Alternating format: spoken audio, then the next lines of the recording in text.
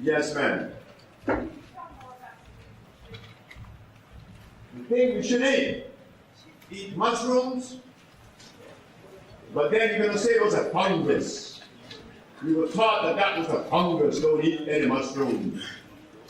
But there are some powerful mushrooms in the world that grows in this country of Africa, the continent of Africa, that the people that live in the country of Zambia, not Zambia, South Africa. What's the name of the country in South Africa?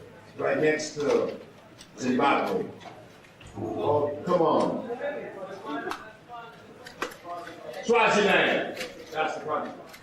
These people were the only people that were unconquered in that region, and they could tell what the British was going to do because they ate these mushrooms and they could see.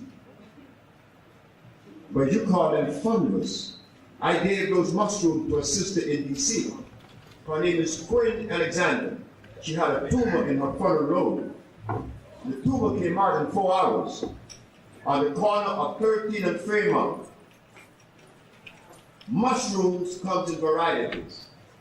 They are the portobello, they are the crimini, they are also the one that is known as the oyster mushroom. You chop them up, you saute them with onions and bell pepper, and tomatoes you want to, and you make a natural sauteed dish there that you could have with some quinoa, grain.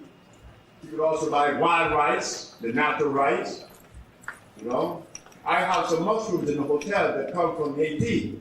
Oh, these mushrooms are powerful. They make rice taste like meat is in it.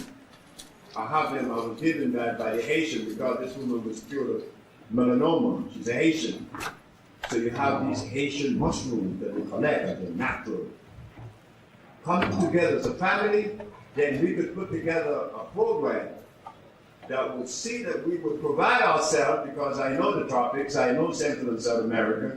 I traveled there now for 28 years. I was born over there. I could help. Now you could help, I could help you. But I need you just as much or more than you need me. But yes, you could also bake bananas. You put them in oil when you're right. You bake them. Don't eat any plantains. You could eat squash, zucchini squash, the other yellow squash. The apparently it's too high in starch. I remember someone came to see me from Nicaragua and Honduras. His sugar was going down from 320 to 205 and going down, and he went to town behind my back and ate some fried green plantain, and he had to rush into the hospital. It was an emergency case. And I used to like green fried plantain. I used to like boiled white plantain. This stuff is bad. It's too starchy. So I think that is it.